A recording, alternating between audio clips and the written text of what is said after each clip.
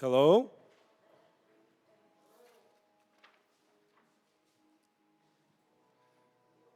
People from the back, can you move closer here?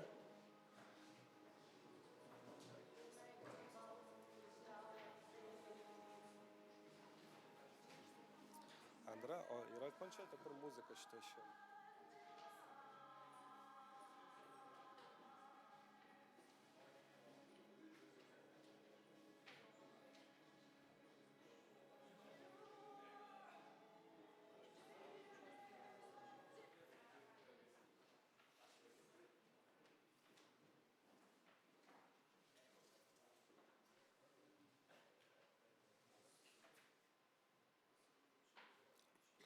Okay,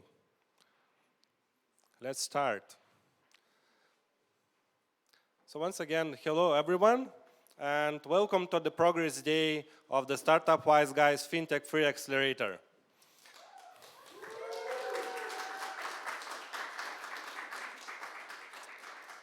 Yes, so first of all, congrats to teams on completing the first half of the program. So I know it was tough, but I think that you have the progress, and I see it in your eyes, I see it in your Excels, and see on financial accounts, hopefully. So this event is designed to present your progress to the community, to experts and VCs, so you can show that you're growing and you have better results. So once again about Wise Guys, why we're here. So our mission is to give back to community. We believe that founders should support each other, and those people who grow their business have to give back. And this is inspired by Estonian story, because Wise Guys is Estonian companies, and actually entrepreneurs in Estonia are giving a lot of money back to the community, supporting early stage businesses. So the same we are doing in Wise Guys. And we're on the mission. Our mission is to support tech founders and help them to build great international companies. Hello, Peter. So some numbers, and they are constantly growing. So we now have around 8 years of expertise running accelerators, online accelerators, and scale-up programs. Now it's 17th batch, actually, what we have here in Vilnius, and 4 more coming next year. We have more than 165 companies in our portfolio, and we're supporting those companies with dedicated mentors, investors, and we have plenty of them in our network. Yeah, so Wise Guys is a great combination of investor and accelerator. So as investor, we invest in early stage companies, and now with the Lithuanian fund support, we can invest up to 350,000 euros. So it means that early stage we invest smaller ticket, and as company is growing, we invest more. And we have quite good results from the past investments. So our portfolio valuation is now about 4x, as we calculated. We have 3 exits, 2 of them are major one for us, and we expect more exits to come next year. And as accelerator, we provide the best mentorship programs. We believe that they're the best programs in the world. They're really intense. We handpicked those mentors, we evaluate them, and provide the best support for startups which they need. And yes, we believe that we should be international and not local players, and to invest in founders all around the world. We really love international teams, foreigners coming to Baltics and bringing some new ideas, some insights about the markets. And now we have more than 40 nationalities as founders in our portfolio. And yes, a lot of things happening with the mentors support, but the biggest support is from Wise Guys teams, for those dedicated people who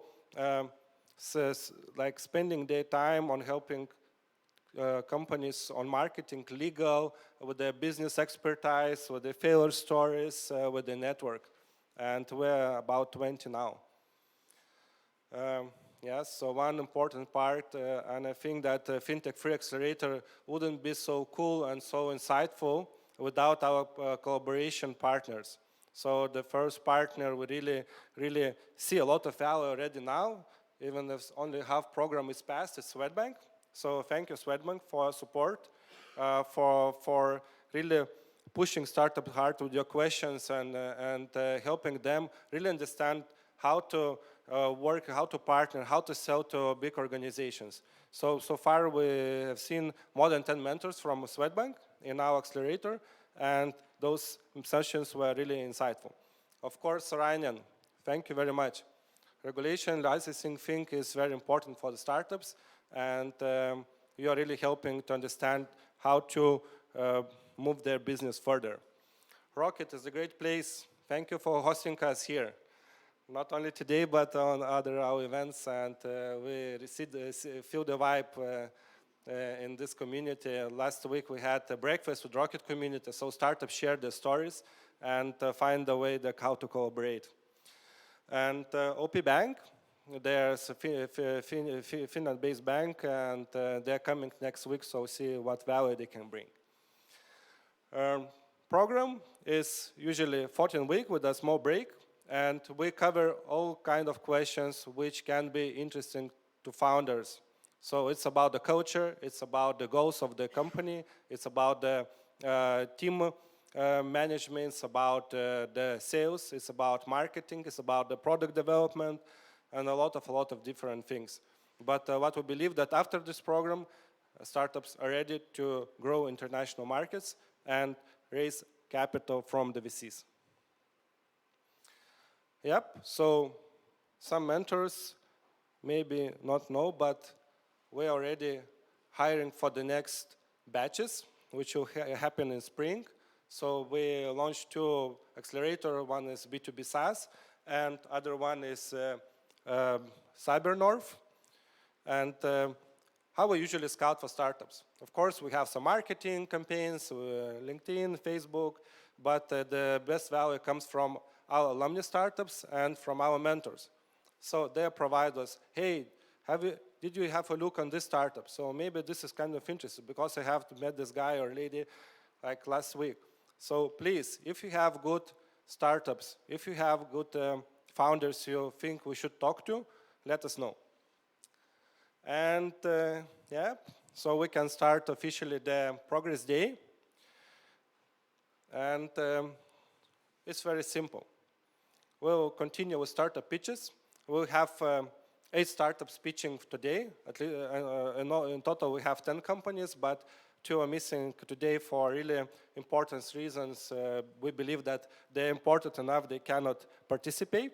But I hope you can see their progress on the demo day, which we have at TechChill. Then we have a break and some snacks, and then continue with one-on-one sessions. So this is the order. This is the order. Attention teams, every state.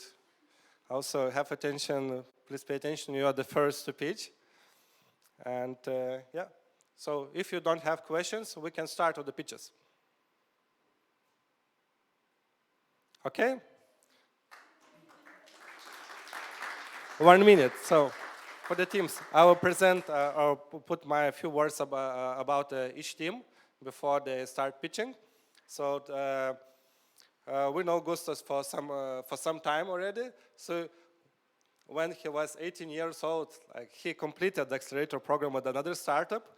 He was really young, and but I believe that during those years he matured a lot as a founder, as a person, and now is coming back to the second time in our accelerator to build the greatest ever PropTech business.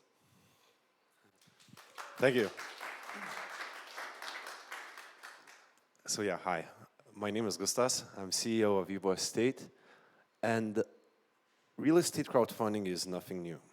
But real estate crowdfunding platforms, even the biggest ones, are still very regional, which makes it very hard for investors to diversify because they have to sign up at multiple of them, and it's a very lengthy and complex process. And even if you do manage to do that, accounting at the end of the year will be a huge hassle, and most of those platforms do not offer secondary market where you could liquidate your investment. So Evo Estate is real estate investments aggregator, which sources and aggregates real estate investment opportunities from close to 20 platforms. With one account, you can invest across 10 countries, all of this having a high liquidity in our secondary market. This is how the process looks like. So we have a real estate developer on one side, then we have the partner platforms, and this the Evo Estate, the aggregator. We make money by charging 1.5% commission from the invested amount by our partner platforms, while our service to the investors remains completely free and they have exactly the same or even better investment terms than going directly. The market size is valued at 3 billion euros, but it's growing almost 50% year over year. We've been doubling across almost all the months we've been existing, and we have already fully repaid 5 projects, which have yielded around 14% annual interest on average. We have signed 2/3 of all possible platforms across Europe, and we have generated, and we are now approaching 1,000 investors this week. And I'm extremely happy about the progress we made with building our team. So our founding team has 3 exits, and the most important aspect is that the people and the investors that we brought into our funding round. So we have 2 venture capital funds. One is startup Wise Guys, then an angel funds from Vilnius, and most importantly, we have highly experienced people in the investments and real estate industry, one of which is one of the biggest real estate brokers from Spain, top 10 biggest real estate developers from Catalonia, and private equity people in China. So I believe with this right of mixture, we will be able to take this business to a different level. And we are not raising any money, and I don't have anything to ask, but I give you a unique chance to use this promo code and sign up today. Thank you.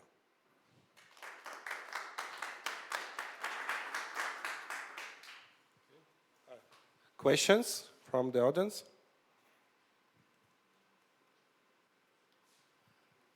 Very good presentation. Could you elaborate a bit about your current cap table? How much equity have you given away, and how much money have you raised so far, apart from Wise Guys? Yeah, so technically we are now finalizing the documents, but we have raised 180,000 euros, and it's below 10%. So pre-money was around 1.8. Yeah. So it's basically 90% of the company is still held by founders, distributed by half, 45-45.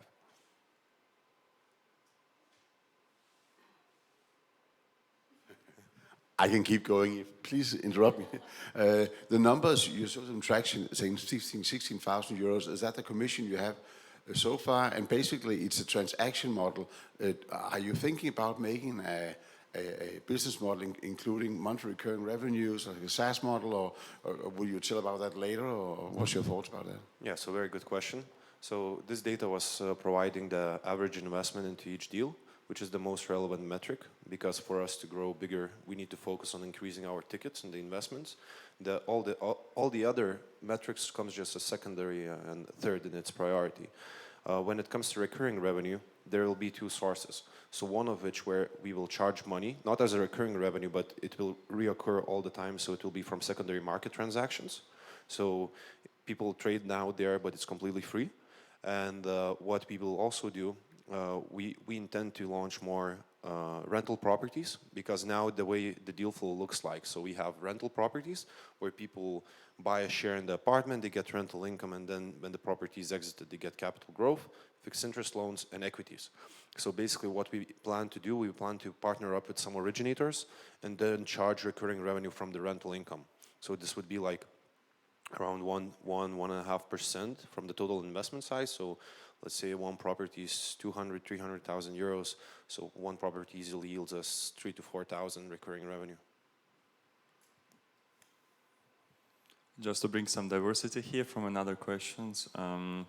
You showed 1,000 investors which you're going to attract, or almost 1,000. Can you please a little bit tell more what will be your strategy and how you're going to do that? Yeah, so actually we already have like 954, as I checked in the morning. Maybe it's more now. But how we are attracting, so there are multiple ways, but the most successful method for customer acquisition was actually just word of mouth. This product that we have built has such a great market fit that when all the investors who have been investing in this industry, because why we build this? We build this because we've been investing into these deals 5 years, and it's a big pain. So all these people, when they hear what we do and understand, they share. So our biggest customer acquisition cost was our clients, and they have been using Invite a Friend campaign. So this is one. We will focus on our efforts to increase this word of mouth and incentivize our clients even more. Second of which is the affiliates. So everything which comes to with the affiliates, affiliate networks, individual affiliates, affiliates for this industry, real estate affiliates. It's a very long list, and now we have prepared the data of 3,000 potential affiliates. So this will be just sales process. And then we are exploring some alternative alternative client acquisition models, which involve like real estate agencies. So we now have 2 real estate agencies on the pipeline, one in Lithuania, one in Spain, because we want to understand the process. Can we make a deal for real estate broker so attractive that he would rather sell our platform service rather than real estate? Because it's much more scalable and much more easier, and he would get almost similar commissions for an even longer period of time. Because, to elaborate, because I think we have time, we don't have time. So getting small clients is not hard. Like small guys, it's, invite a friend and, whatever. But the really hard thing in this industry is attracting very big clients. So this is where we want to focus our attention the most, because the small clients will come organically.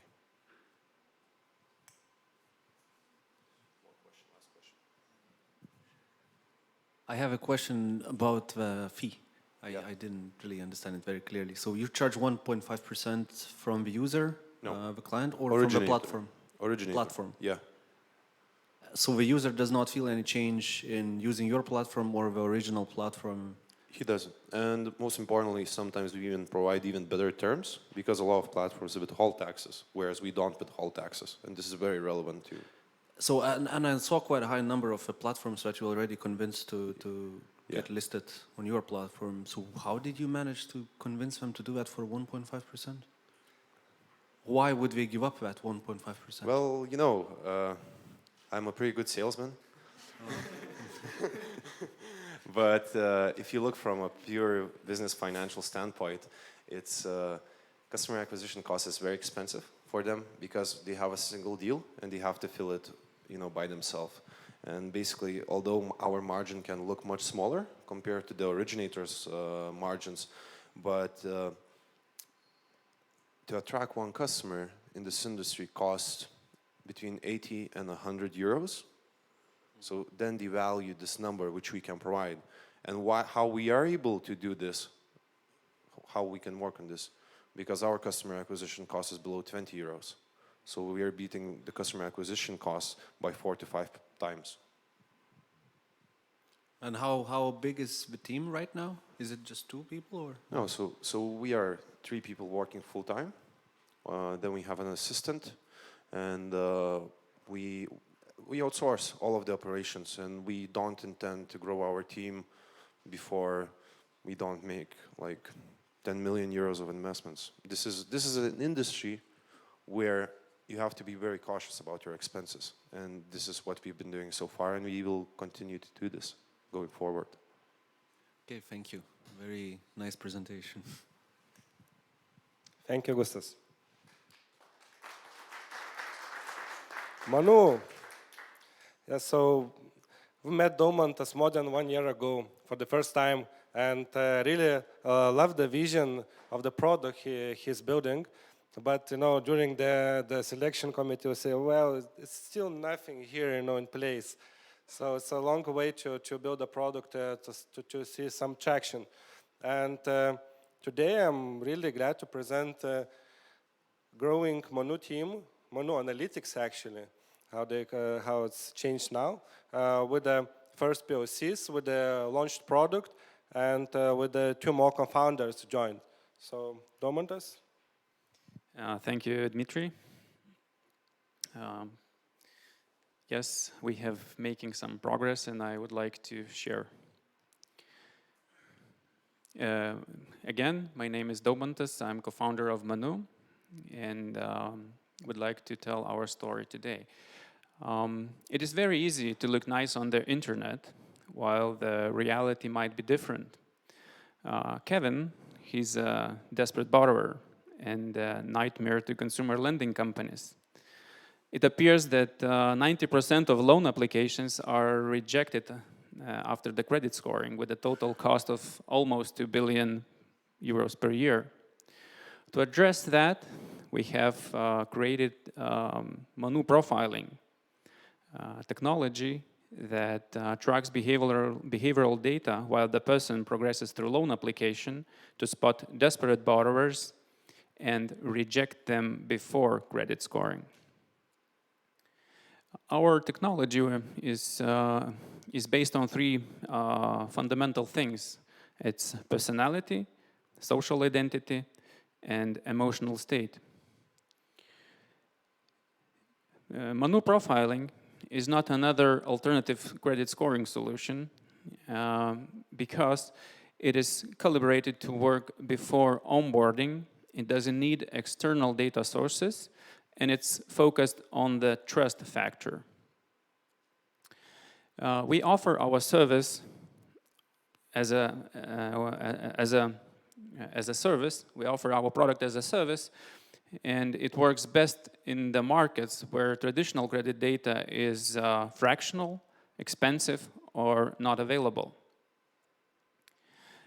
Just recently, we launched our first product iteration with major consumer lending company in Lithuania, Moki Leasingas, and we are very excited about initial results. We have achieved 90% accuracy on profiling customers. It's average accuracy, and also a very low number of false negatives.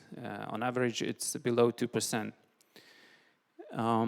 Our technology could be used in other applications as well. It could be used as additional data layer for credit scoring, for targeting and supporting more valuable customer audiences.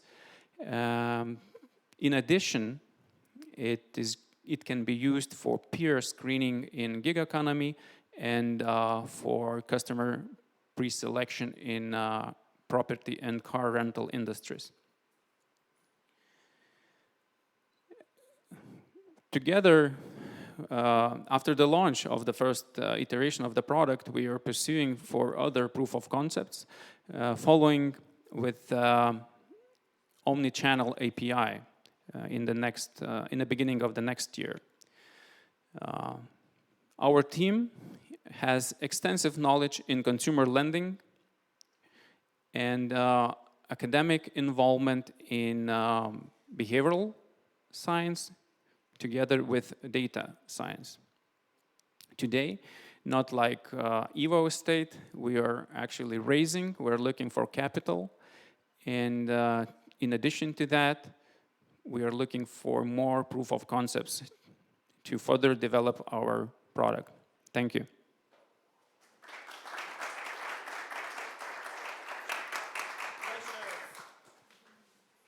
Questions? Hi, Domantas. So Hello. how does it really work? Because you had a few slides, you didn't really explain it. How does the profiling part work? Where do you get the data? How do you evaluate it? Oh, sorry. Sorry.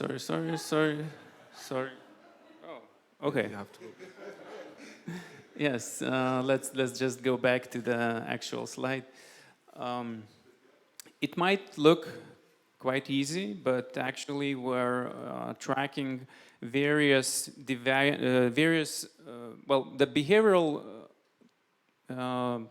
behavioral data points that person leaves while he fills the loan or any other type of application. We capture various of data points that could be specific focus on specific information while going through the form. It could be the mistakes that he makes. It could be the pace that he does. It could be the answers that he gives and later changes, etc. So everything that person would do in the digital environment in the journey of the specific service. Which is most important, I would say, is that we are we are not just looking for pure kind of customer flow, but we do the so-called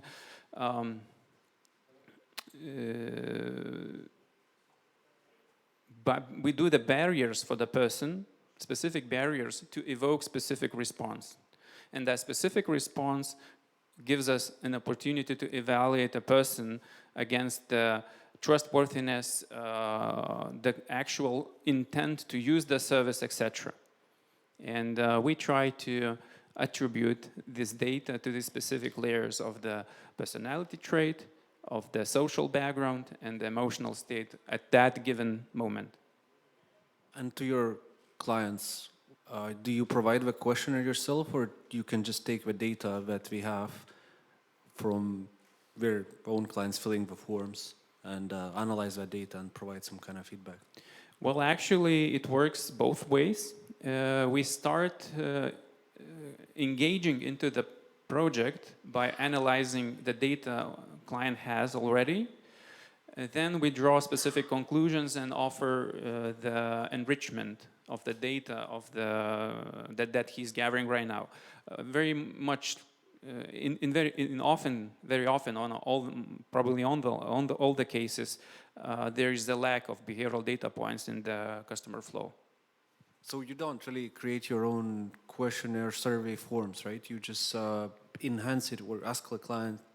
Exactly. We try to adopt to existing customer flow, not to disturb it, and we just enrich it with the specific data capturing capacities to get needed behavioral data points. Thank you. Hi, thanks a lot for the presentation. I'm just thinking aloud, if I'm as a customer know that my behavior during my application is getting tracked, would I try then to adjust it so the system let me through? That's a very good point, actually. It has a couple sides to it. One is very important that I have missed to address is GDPR, where every person actually would like to know what kind of information is being captured. So we are completely transparent in that. We give the full explanation. We give the whole list of things that we track. But of course, we don't give the actual formula, what we extract from this data points. And so that brings actually to the second part of the question. The person might try to trick the system, but that we use as a data point again. So this is how the system is made. Not sure if. Thank you. My question is more on the other side. You said one of the things that you can do, besides tracking undesirable clients, is to enhance the relationship with more desirable clients. Absolutely. And so how does it work, the flip side? Because in a way, it seems to me at least, that for the delinquent types, it's essentially there's things missing from that. They're misspellings, things like that. But you know, the average person isn't necessarily a great speller and all that sort of stuff, and yet may well be reliable. In a way, it's additive what you're looking for there. So how do you screen for positive clients? So the basic approach that we follow is that we try to get this application form, and we try to break it down into the specific pieces that would tell about the personality, about his social identity. Along with that, we use the actual data that we get from the client, the end client, the company, that would say, look, this person was approved as a good customer or has demonstrated the value to us. And we ask ourselves, can we identify those traits that kind of describe this person? And then we use the machine learning to train our model to seek for such behavioral data points. So in this way, we are able to distinguish not only the bad guys, but the good guys as well. And so then becomes the question of what I'm kind of assuming that there's a threshold level of data that gives you, that dramatically increases the accuracy. So under that, your accuracy is, whatever it happens to be, and over that, your accuracy is much, much greater. How much data is that on a given client? As we run this, for this test client, for this initial kind of experiment, we used 50,000 applications.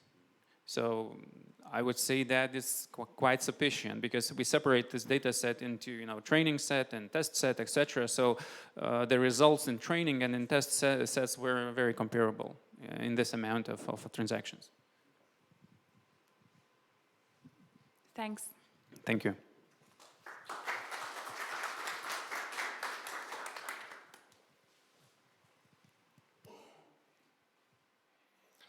And the next on stage,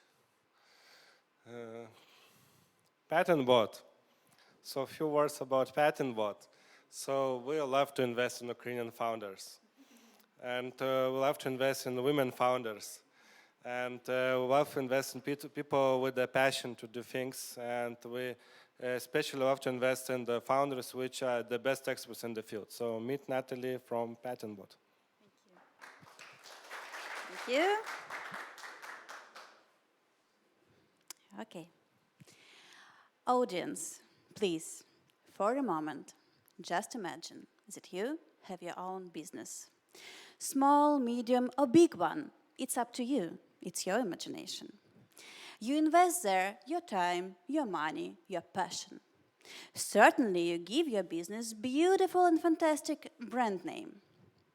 Everything is going well, business is growing, and one day you realize that your competitor stole your brand name. Your competitor stole your brand name. And what if I tell you that you can avoid this situation using PatternBot? Easy, cheap, and fast way of protecting your intellectual property. As a patent attorney, last 12 years, I was facing a problem that average process of trademark applying approximately takes 14 days. 2 weeks for filing a trademark. It's crazy, isn't it? So we decided to replace this boring routine by several algorithms and created our amazing chatbot, PatternBot. We reduced time and money people usually spend on trademark applying, and we made it global. We taught her to speak 9 languages and to work 24/7 for providing services in more than 40 countries. Our market is global. We have already reached trademarks and copyrights, and we are going to reach patents as well. Our monetization is based on charging fees for each application in each country. We do have competitors, but none of them, clearly, none of them, combines our easy, cheap, and fast way of protecting your intellectual property. Our traction is impressive. We twice our revenue with almost zero budget on marketing. We gained more than 35,000 of unique users, and, it motivates us to move forward. PatternBot was recognized as Bot of the Year in the United States and one of the best world legal innovations in Netherlands. Our target clients are B2C, B2B, and platforms as partners. We have already raised 70K, and we are going to raise 250K, which we are going to spend mostly on marketing. This quarter, we are going to add more than 120 countries more, because PatternBot is a very scalable solution. And certainly, we will add patent services as well. Please meet our experienced team of IT and IP specialists and bot developers. I'm the best patent attorney in Ukraine by client's choice. My co-founder, Artem Afan, is the best IT lawyer, and we are hacking the law together. Please use legal tech, invest in legal tech. Thank you.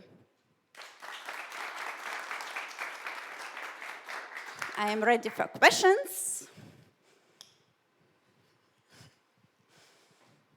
Thank you very much. Interesting presentation. 2 questions, mainly competitive landscape and your go-to-market strategy. Yeah. So about go-to-market strategy, we believe that it is no reason to spend a lot of money of awareness and PR and all of that. That's why we created a solution that we will be go to European market for reaching businesses like ours, but not specific like ours. So like lawyers, for example, legal entities who are working with startups, who are working with our audience, but who are not our competitors. So we are looking for partners who will provide us with customers. So it's like B2B2C solution. And I'm sorry, about first competitors. So about competitors, up to date, we are the only one chatbot who provides searches and trademark applying in one time. So we do have competitors, but as I said, we don't have direct ones. So there are a lot of online platforms or like current legal patent attorneys who provides traditional applying, but as I said, it takes a lot of time. And when we are talking about intellectual property, time is the most important thing, because if you file today and I will file the same trademark tomorrow, I won't get it and you will. So even one day matters. So that's why we created a solution that you can apply in 10 minutes and your application will be filed the same day to Patent Office. Not all of that, commercial proposals, invoices, agreements, Skype calls, conversations, all of that which goes with traditional trademark applying with patent attorney.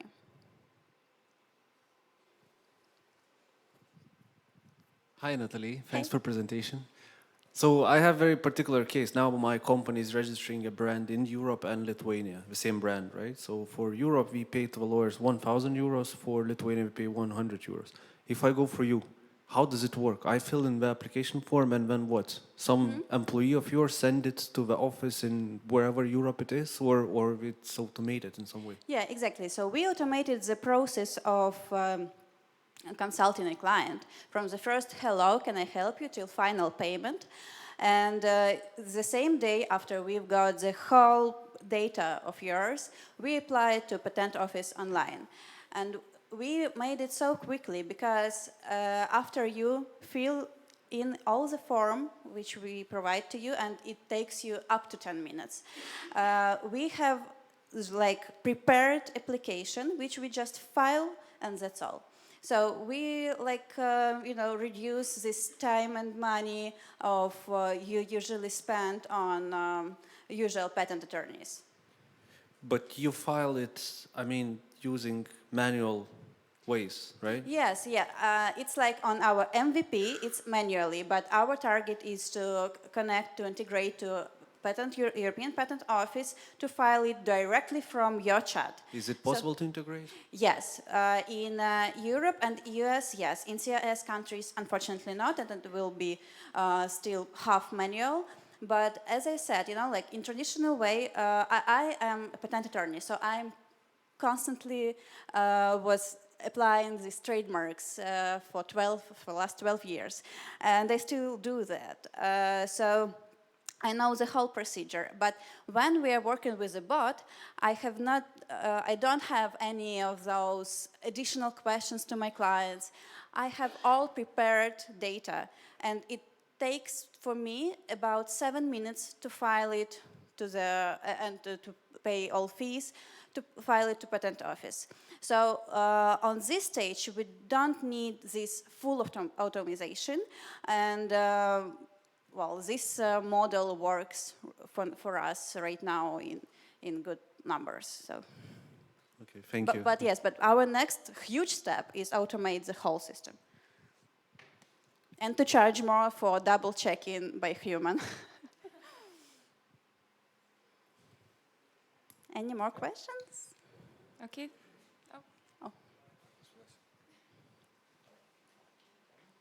Thanks. Can you show the slide of comparison with others as well? You shortly showed, but yeah. Okay. PatentBot also search online has Yeah. it. Okay. Yeah, we have it online and it's free of charge, and it's like our lead magnet. So you can right now check your trademarks free of charge, and it will. So how many patents already issued that way or registered trademarks? 1,500 trademarks are already registered by us. Okay. In recent month? Recent months, we filed 91 actually, 91 application. Okay. Okay. Thanks. Thank you, Natalie. Thank you very much.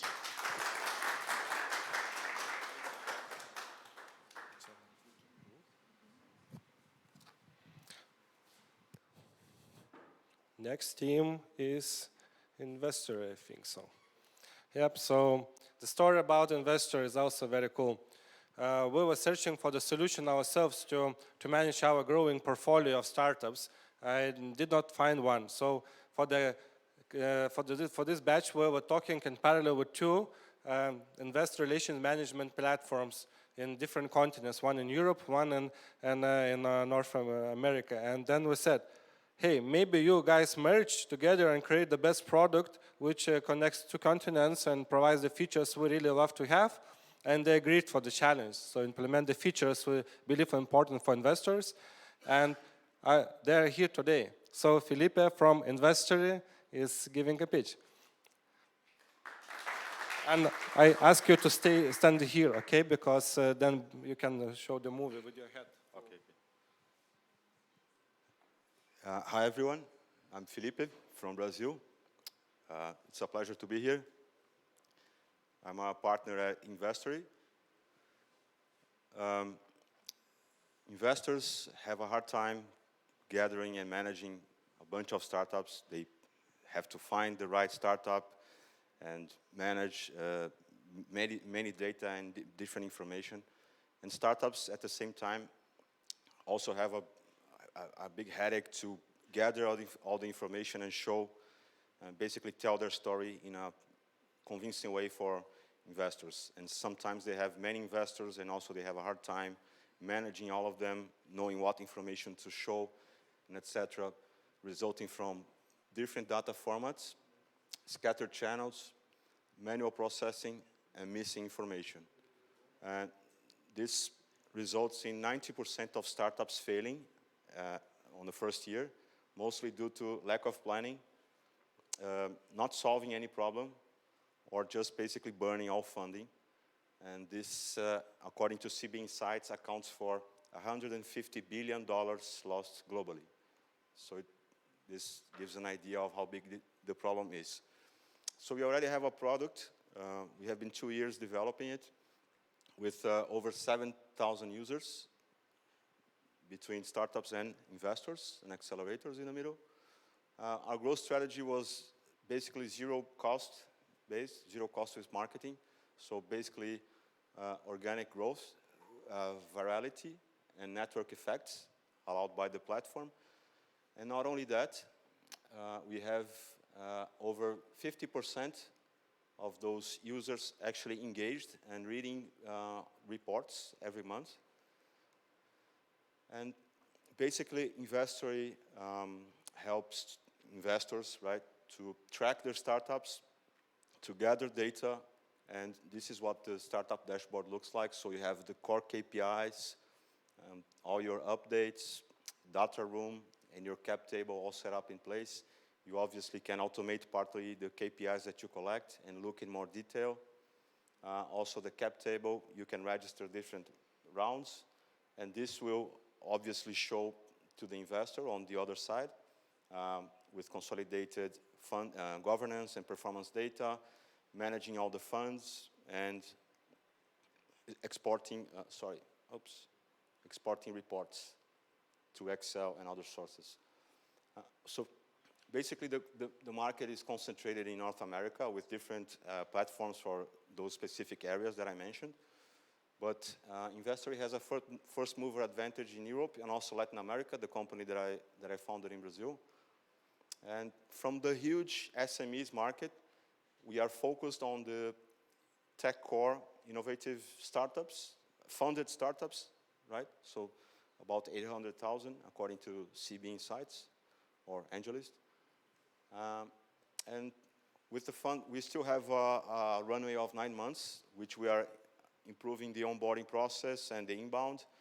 But as we reach the middle of this year, we hope to find a seed round where we can improve our marketing and sales teams and a bit of features just to show more insights to the investors with automation and integrations. And we have a great team and also some other 3 or 4 developers that are not here and another angel investor who is an advisor from Speed Invest in Germany and Austria. So if you guys want our contact, please, this is our email, and I'll be happy to answer your questions.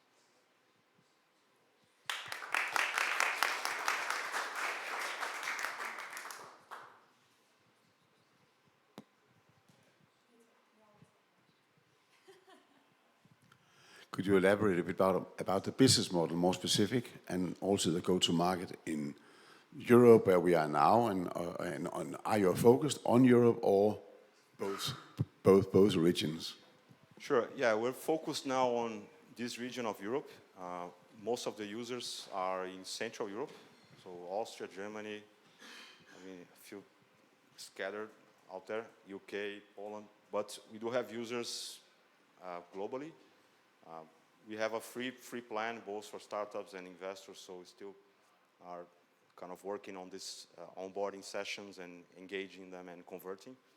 This is actually the current challenge that we have, but the focus is obviously Europe and a bit in the Brazilian and South American market. So we have a team focused in Europe, and I'm sales guy, more focused in the other side.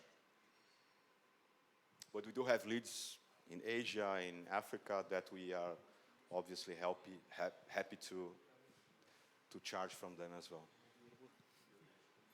I have a question. So about the business model, the part that you missed. So your client is the investor or your client is a startup that got investors? Yeah, both, okay. Who's paying for the service? Yeah, both can pay for the service, but we are currently focused on the sales to VCs and accelerators, because it's a go-to-market strategy where we reach the, people with qualified deal flow of startups. So each VC will bring about 20 or 50 startups to the platform, and they will pay to receive all the information from the startups.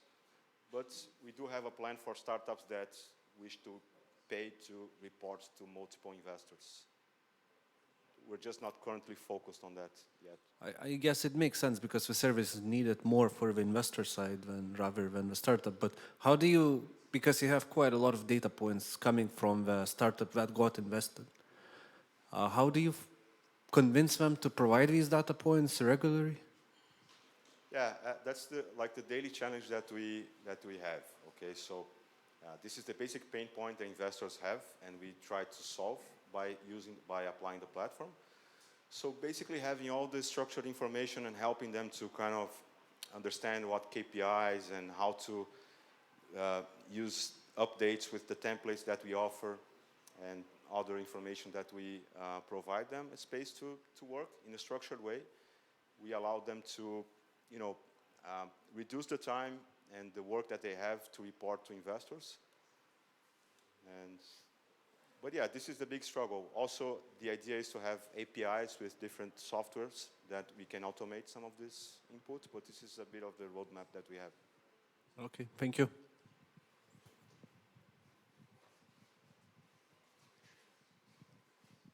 Thanks. And to drill down even more on the business model, so what do you charge an investor, let's say? Yeah, our average ticket is $299. So $299 a month? $300 a month, yeah. Right. So that's up to 30 startups. Then we have a $399 unlimited startups and $199 up to 20. But we usually have an annual plan where we kind of negotiate a bit of this. And we're, validating this plan to angels, where we are going to charge something between 19, 29 euros a month, just to have like 10 startups, but still not really getting a lot of traction there. Right. And for startups, the same. So 19 a month. If they have more than one investor, they do have these pain points to kind of keep track of all the updates and all the KPIs, so they can show like, you can have a space to do the governance with transparency, so this helps them to fundraise for the next. So it's basically $19 a month, but then you can add in modules that make it more effective. No, Oh, no. all the features. All the features, Yeah, okay. yeah. So the other question is, how do you, I mean, I understand how an investor or accelerator might be able to validate the startups that it brings in, but how do you validate that that data is correct? We don't. Yeah. Basically, that's their responsibility. Right. But the tool allows the investor to kind of overwrite what the information that the startup has. So once they collect, let's say, information from 20 startups, they have the option to overwrite that and maybe make their source of truth, per se, and then deliver that to different vehicles or pools that they have, or distribute that to different partners that can access this information. And can a startup make the data publicly available? So I mean, if he wants it, I mean, because in a way it could act as a discovery platform. I'm just curious. Yeah, since the companies are not public, right? They didn't go through IPO or any regulations. We're trying to bring this reality to the startup, early stage business models, and kind of having them acquire the culture and qualify themselves by having all this information so they can plan. And this is not the coolest thing to do in a startup. But at some point we could have a product of like a benchmark or something, but this is just like a idea, a roadmap, but no, all the information is private. So it's all secure and encrypted. We can provide more information on these technical issues, which is not really my specialty, but the information is private, and the startup agrees to share that with any specific investor, and then she's responsible for it, and investor has their own space there with all the information from startups where they can obviously share with their partners, and that's their confidentiality. So the final question is there any goal of white labeling it so that it can be, or like an API or something that people can embed it in their own site? It's quite part of the pro plan. It's basically could be branded by the startup and the investor with colors, logos, and etc. Also, you can customize everything basically with your language if you want to change, like the KPIs, the documents, updates. So it's quite customizable, not really a white label, but we can talk about some on-demand necessities that you might have. Sure. I have one more question. Is Startup Wise Guys your client? I don't know if I can say that. They're not, probably, from your reaction. I guess, the feedback I can give you very shortly, because I will probably not be able to ever do it again, but this is what you should target. Companies like Startup Wise Guys, VC funds, right? And charge them more than you charge this monthly fee, charge them per whatever. But obviously, your target is not 80, 100K startups that got investment, but VC funds, right? Yeah, sure. And they should be able to pay more than that. Because with very limited number of them, you will never be able to... I'll be happy that you help me to sell them for a higher price. So I'm sure, Startup Wise Guys can, from their own experience, help you more than I can. Yeah, sure. They are helping quite a lot, actually. Very good. Okay, thank you, Filipa.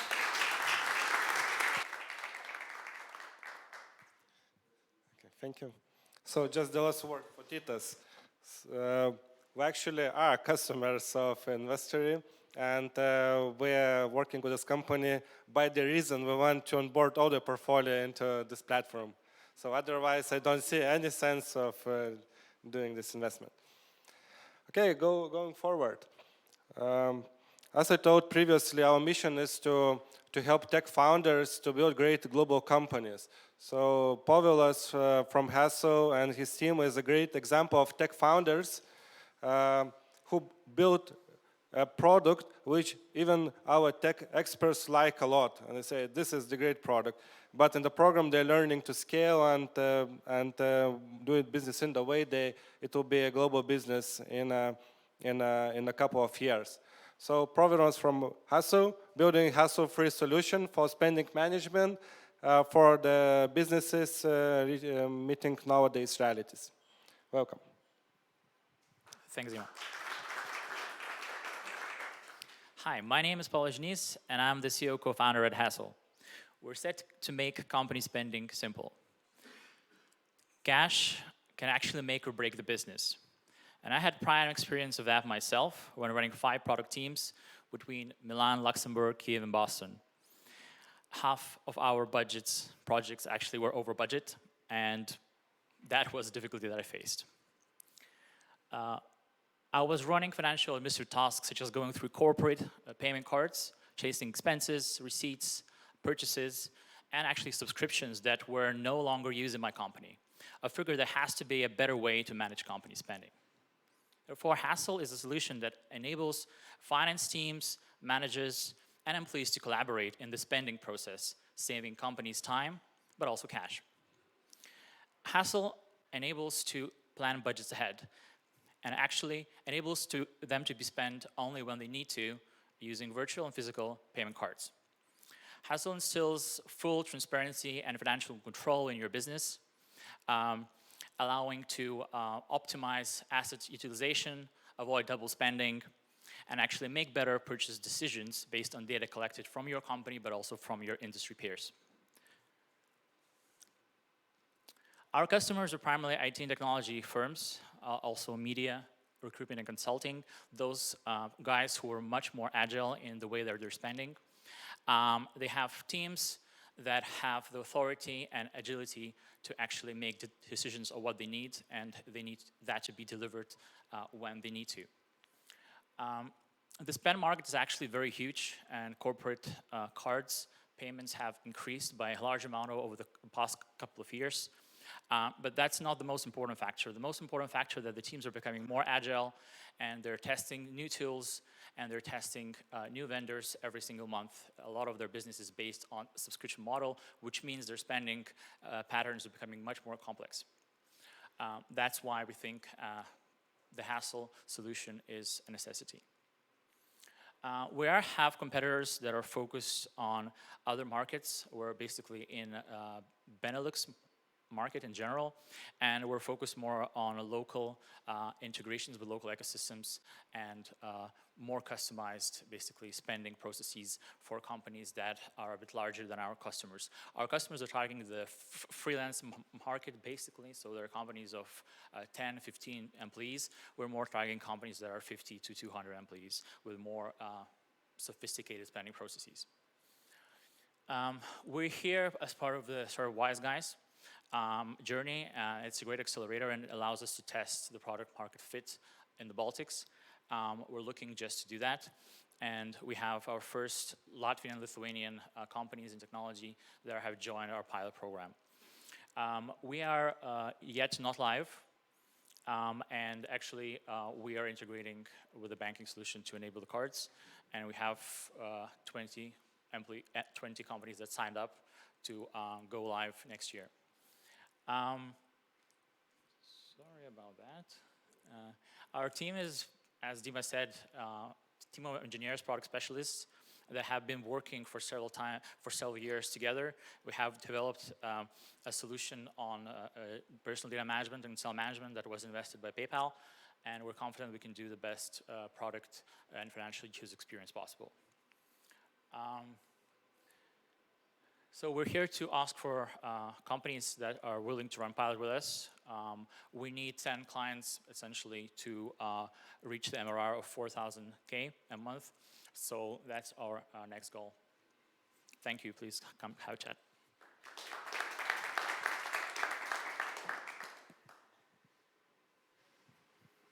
Do we have some questions?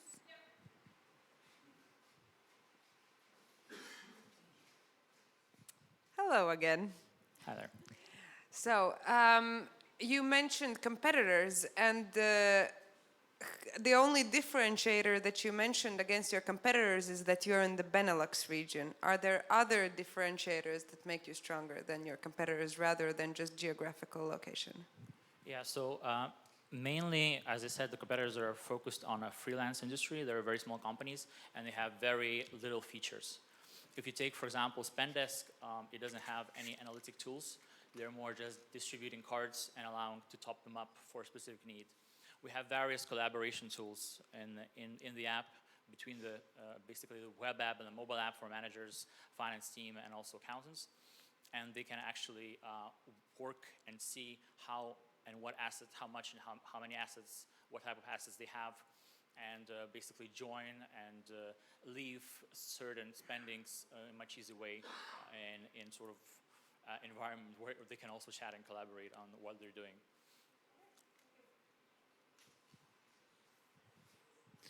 Hi, Paul. Thanks a lot for the presentation. You said that you would focus on companies with 15 to 100 employees. And just for me to understand, how big is actually the pain point for them to tackle all of these payments, invoices between the employees? Yeah, so we're focusing 50 to 200 people, employees. So these sort of companies, you typically have a sales department, a marketing department, and an IT department. They're probably the biggest spenders. A lot of them basically have internal accounting as well. And a lot of them have shared corporate payment cards. So essentially, they give a card for a guy when he needs to spend for something. They have approval process that just run essentially on email or on the calls, and therefore they basically forget a lot of the times what they have spent on or agreed to spend on, and after the things are bought, they need to chase these guys to get everything sorted and organized to accounting. So this sort of unproductivity is quite large, but also the spendings, especially on subscriptions, is quite wasteful because a lot of the time the company signed up for something and they're using it for a couple of months, but actually they're running for 2 years and nobody's noticing because they're just too small of amount of cash, like 100, 200, that are running in corporate cards that are a limit of 20,000, for example.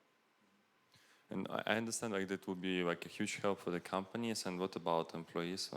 Myself, whenever I need to basically account and report all the expenses, this is the pain in the ass. And do you somehow, should I just do it then within your software, or do you somehow also help me to do this and do it faster, etc., etc.? Yeah, that's exactly also it. So we have a mobile app for you, using which you can collaborate with the accounting team and your managers to issue basically purchases requests or ask for a limit for a specific category and see your budgets on what you have. It can be perks, it can be company expenses, it can be your team expenses, it can be your personal expenses. And essentially, once you're spending money, you can ask for a corporate card and we distribute it on your app essentially, and you can spend, and then we get all the transactions, which we organize it for you, and then we allow you to basically enter more data, and we ship them to finance team so they don't have any questions afterwards. I have two questions. One, I'm very surprised to see that you don't mention Pleo as a competitor, as they, in my opinion, are an extremely strong company. They just raised 50 million euros, and they have more than 2,600 clients. They were not listed there. Maybe you don't know them, but if you don't, you should. At least. It used to be on the list, actually. I took it out. And then secondly, also being this, it's very interesting, but it's very red ocean. Aren't you afraid you're far too late by having done any pilots yet? I mean, I could have the fear that you will be left on the sidewalk while the rest are far ahead already if you don't move faster. Again, these companies are more focusing for a freelance sort of type of businesses, 1, 2, 3, 4, 5 employees.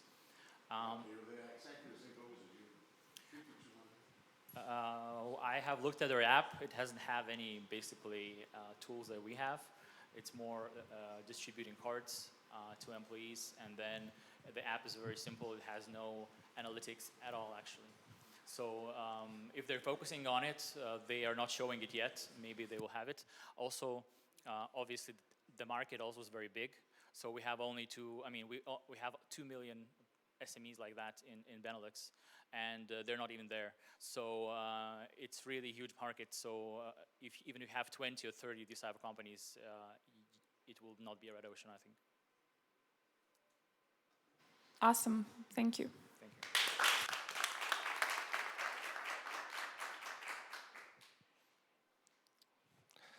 Besides Ukrainian founders, we also very much love Turkish companies, and Loki is one of them. Loki came to the program specifically to stop polishing the product further and start selling it on the market.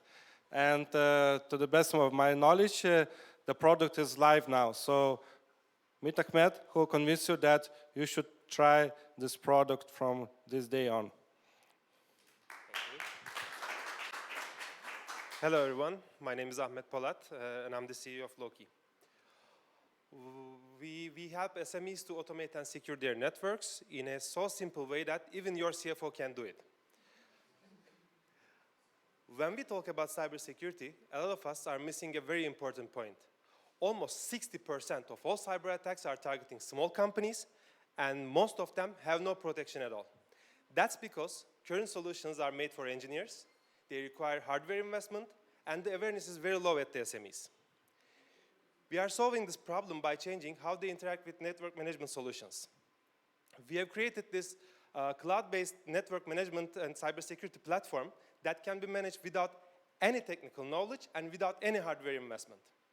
Our security platform includes the next-generation firewall, and antivirus, and intrusion prevention systems on top of a software-defined network infrastructure. The security as the service market is growing really fast, and it's already past security appliance market. The market is currently at $6.9 billion, and it's projected to be more than $12 billion by 2022. Our target market is basically the internet service providers and enterprises with multiple branch offices, as well as the small companies themselves. Our team is highly experienced in cybersecurity, network management, and virtual computing environments. As to me, I started coding at the age of 10, started 2 other successful companies before, and worked with government institutions and enterprises on building cloud-based platforms. We have started working on Loki 4 years ago with the aim of providing usable security for small companies, and we have all these great supporters. We already have VCs and angel investors invested in our company. We have completed the MVP version in just 10 months, and we got our first 15 customers in just in 15 days. Currently, we are securing more than 1,300 users, and we aim to reach 300 paying customers in the next 6 months. We are currently establishing a new company here in Vilnius and raising new funds to grow our customer support and developer teams and to focus on the marketing facilities more. I'd like to answer all your questions, and thank you for listening to me.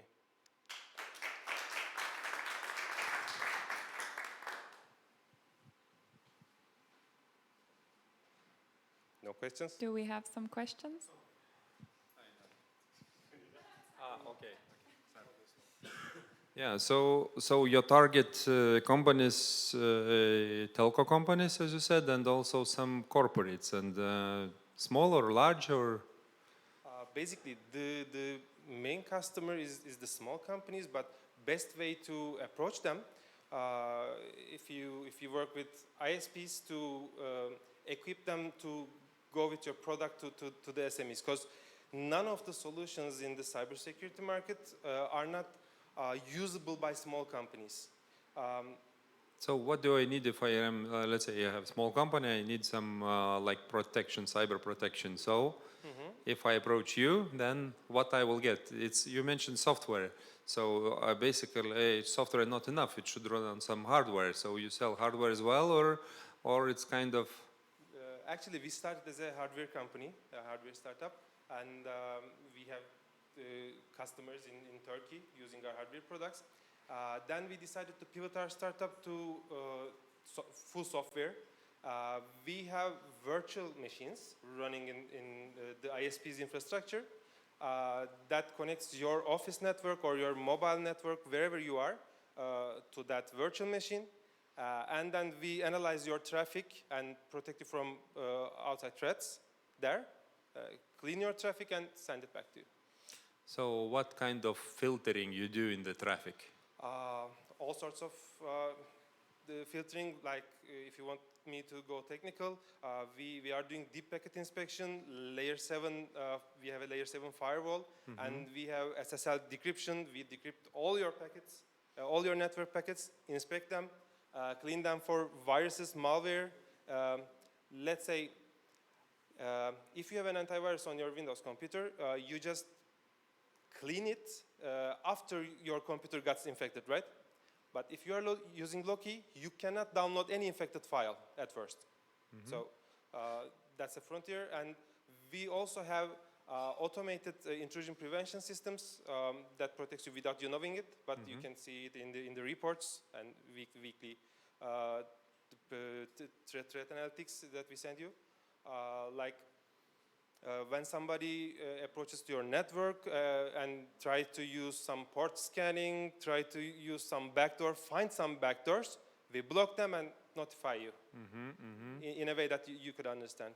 How about malware and these sort of things, phishing? Yes, all sorts of things. Yeah. Okay, do you have already some customers? Yes, we have customers with the hardware product. We are just about to launch this product and it will be released this week. Okay. Okay, thank you. Thank you.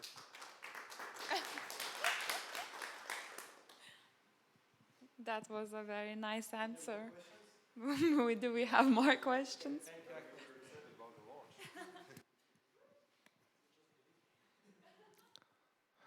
Please meet another team, COS. After 2 years of bootstrapping and developing B2C app, this team is finally here in Lithuania to find a way how to switch their product from B2C to B2B and target traditional banks to help them support their clients with a not unicorn, but challenger banks alike solution for younger generation. So, COS.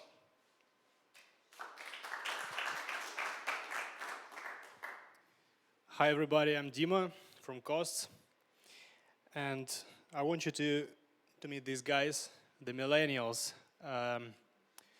Their role today may seem insignificant in banking operations. However, in 2 to 4 years, that is obvious that they will become the massive force of changes in all industries across Europe and not only.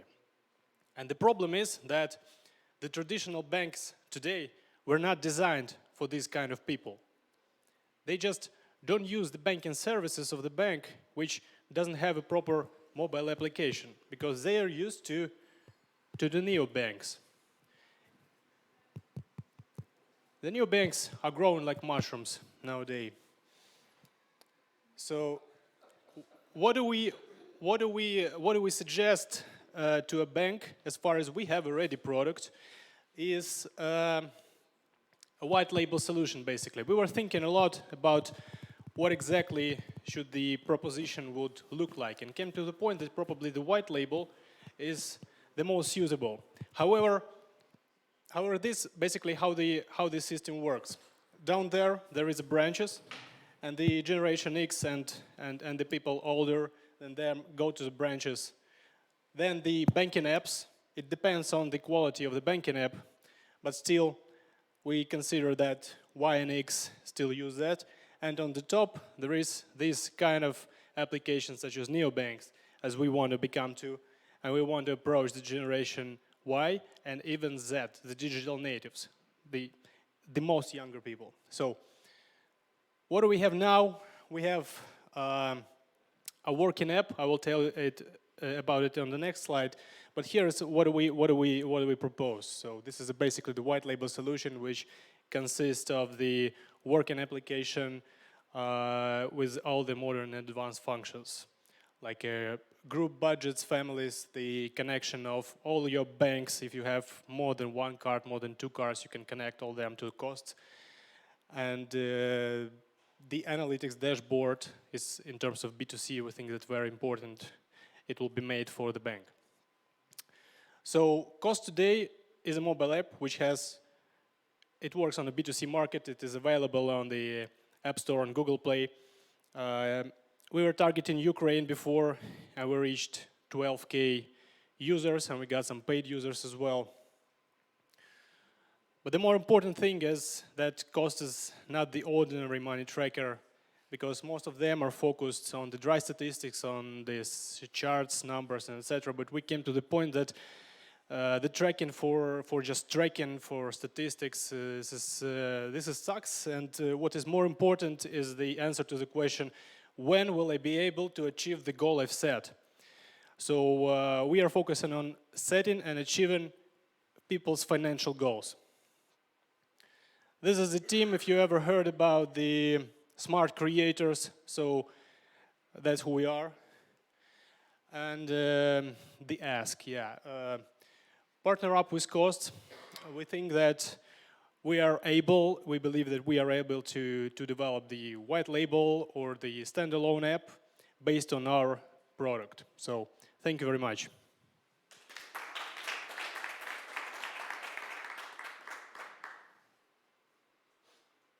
Questions? Thanks a lot for the presentation. So if I understand correctly, the banks would be your end users of your white label solution, isn't it, or no? The end users of the mobile app will be the end users, I mean, like people like us, who use this mobile application. So this is a model mainly like B2B to C, because the users are using this neobanks. I mean, but you sell this app, or you would sell this type of the solution to the banks in the first place, yeah? So the banks are paying you money, not the users who use the app at the end of the day. And how you're convincing the banks use your white label solution, not develop it in-house? Because we know what does it look like to develop such a thing in-house, especially for the banks that don't have experience. There is years and the high budgets. So we think that the main value that we are talking about here is like saving time. Because if we consider 1 year for a development, so in this 1 year, the competitors will be much more far away from this point. And the bank, which goes to the process and start developing the thing in-house, probably will lose this competition, because he will be always behind the competitors, which like saving time, and partner up with the fintechs, which are on the ready stage now. And what is your go-to-market strategies? How do you sell it to the banks? Do you have any connections, etc., etc.? So now we're like in the accelerator with Startup Wise Guys here in Lithuania and Baltics, and we consider in this market. But to be honest, we see that the market of the banks is small here, because there's a small number of the banks. And we are considering approaching the banks which have problems with their mobile apps, like which don't have an app at all, or have such an app that no one would use. So we are, as for the model, now we are pushing the B2C more, because we think that the B2C is a way to B2B, and a B2B is a way to the investment and money.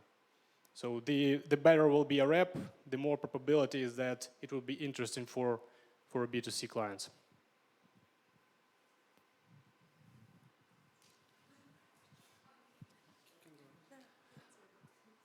Okay, so my question is, why are you so strongly believing that you can do better than banks' in-house development?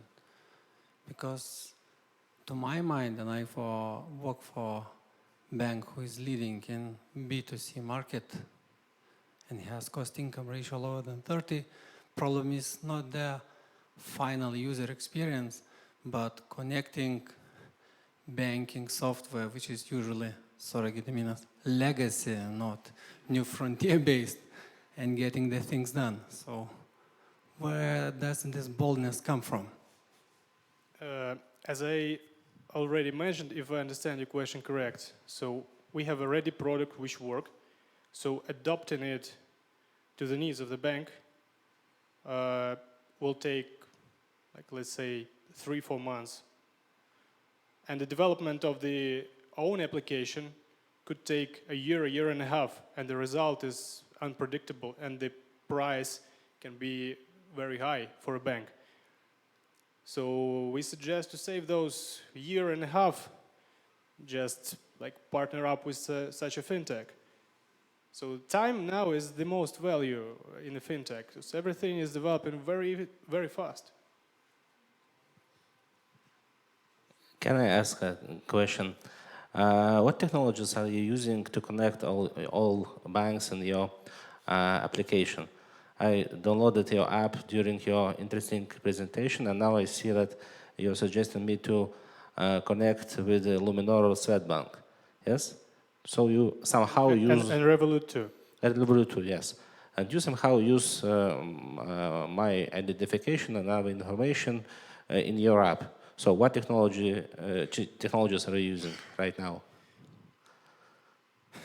Well, the technologies that we're using is basically the connection with the bank under the PSD2 in AISP, within ISP. So we're using integrators. Okay, and you're using these PSD2 technologies to connect with banks, and you use them by your own or with some partners? With the partners. Okay, you have partners who have such licenses as PIS and ISP, and they can use... PISP no, the ISPS. Okay, ISPS. PISP not yet. I see. Okay, thank you.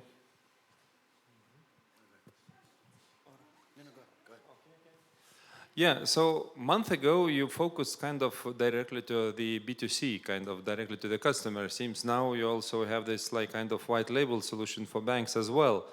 So and for example, this AISP, if you are targeting to utilize that license, seems you are still focused on B2C. But actually, white label solution is B2B. So do you have like both tracks equally important, or one of them is your current focus? Or it's kind of seems that you are like going two directions at once, and I could not get which is most important to you or which is on your agenda now as a primary target. Yeah. Okay, so the small story of this, when we came to the accelerator, we were very confident about that we are like the B2C product and we will succeed in that and we will push the advertising and etc. But here we changed the concept, even not one time, but few times. And I believe that we are still changing and looking for that proper solution. So the thing that we have that the cost is very flexible system, which can be adopted to any type of cooperation. So now I think I see that we are doing the following. We are focusing on the improving the B2C up to the level, at a very high level, high tech, high price. By the way, in a week, we will become like native, if you know what this means.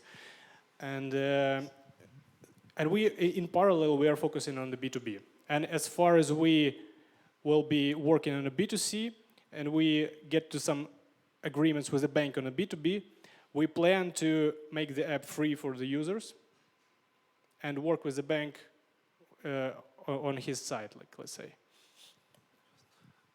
Actually, banks probably will never want that their customers connecting to some other app and checking all the expenses somewhere outside. I mean, banks, if they are really partnering up, if you are selling service to the bank, then they would like to integrate within their app, actually.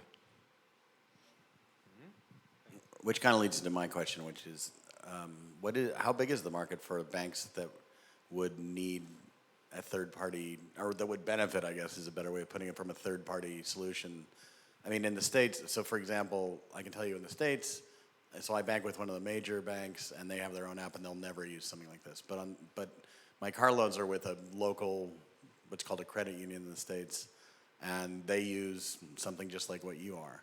So what's the big market for, how many banks are there? How many small regional banks, or how many banks potentially would be interested in a service that saves them time in development and makes it much more easy? I don't know the actual number, but I believe that the market is huge. And this is the BaaS thing, like banking as a service now. And you can see those successful cases, like Yolt, backed by ING Bank, that's a personal finance management app backed by the bank, like MoneyU, another one. And there are a bunch of these guys which have success stories in that field. But if we're talking about Europe, so I think that the market is huge. The CIS, especially Russia, look at what Tinkoff Bank does now, the latest news. I think that this was considering. And as for the CIS, the market is very, very big as well, because there are a lot of banks. In Lithuania, there are like 5 banks, let's say, which work. In Russia, there's more than like 150 banks. In Ukraine, there are 18 banks. And yeah, so. Okay, thank you, Dima. Thank you. Thank you. Okay, so when the slide is under preparation, the little bit comment about the last but not least team today, called Ondato.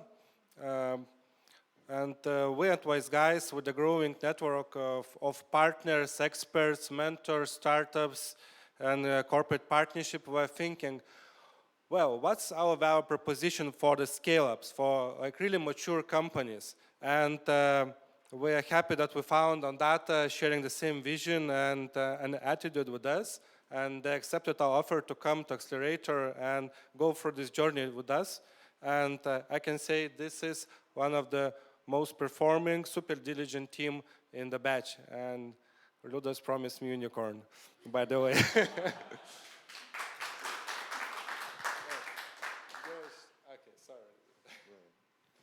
Thank you so much for this nice presentation. My name is Ludas. I'm the CEO and the co-founder of Ondato. When with actually part of my team, we were working in the financial institution before, we faced the changing environment for the financial industry. On the one hand, it's the changing regulation, new requirements for the financial institutions, the need for asking different questions of the clients. On the other hand, the clients insist to access the financial services wherever they are, at what time they want, and just like that. You know, before that, they were used to go to the branches and to be with the banker. But the fact is that it still takes more than a month to open the business account, in average, and large financial institutions spend more than $150 million per month with the onboarding related processes. And the problem is that there's lots of different solutions tackling separate parts with the KYC or compliance processes that even creates more hassle, or it's just expenses for the financial institutions. So we created the Know Your Customer platform that handles customer physical and corporate onboarding, data validation, and monitoring. And the business model is very simple. We charge per transaction on the verifications, per user per month on the monitoring, and with some small onboarding fee for preparing the solution.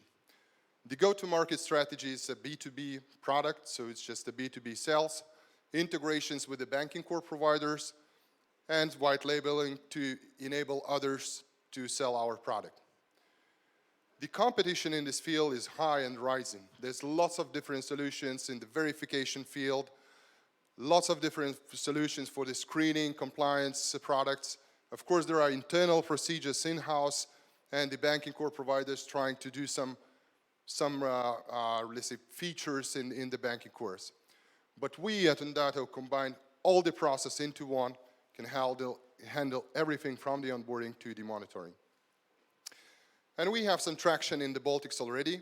Currently, we're at the 50K MRR level, and we expect to reach 100K with existing contracts that we have now, and we are just launching our clients. And the market is huge. As you mentioned, Dima, here it is. In the Baltics, we have just a few financial institutions, but the biggest market is Germany and Poland. So now we are started raising 1.6 million round for entering the German and Polish market. I have gathered a fantastic team of the financial sector professionals, worked in the financial industry or creating the big financial platforms. My name is Ludas. If you have any questions, please just shoot them.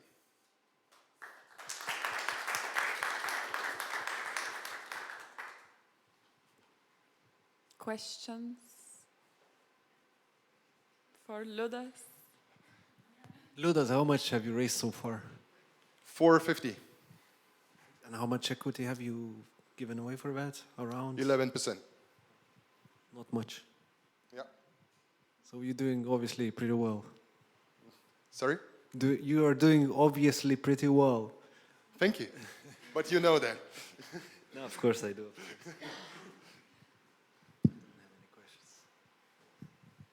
There's a question there. Thanks a lot for the presentation, Ludas. Can you please a little bit more elaborate on the solution you should provide? Because I had a star here, which was probably my mistake of sitting here, that I didn't get what is the final solution. Can you just a little bit like... So we have the KYC, Know Your Customer platform, that handles all the data that comes with it, onboarding and the processing of the KYC data. And we validate all the data, we check all the registers and all the information needed for checking either the physical, either the corporate customer, and we settle the monitoring of the data as well, and distribute in all the layers of the processes in the financial institution. And you said that it's currently taking around 1 month? Something In average, now, according to Thomson Reuters, in average it takes 32 days to open the business account. I just had a discussion with someone in the startup Wise Guys. They opened the account as well from Estonia here in Lithuania, or opposite, I don't remember now how. But then it took a month again for them to open the account. And your solution, how fast you can do? So now we can do that in 1 day with a corporate client. Yeah, so to gather all the information, all the stuff. In some countries, we can do that in like 5 minutes. Because we have, in the Baltics, an example, we have the proper integrations with the needed sources. So we have the fully automated process for the corporate account opening with gathering all the information, and we can do that in 5 minutes.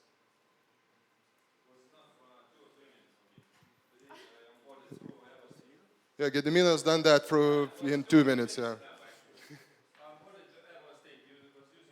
Oh yeah, so for the physical customer, it's up to 2 minutes, because our SLA for them, it's 2 minutes. For the corporate, it's actually up to 5 minutes. Any more questions?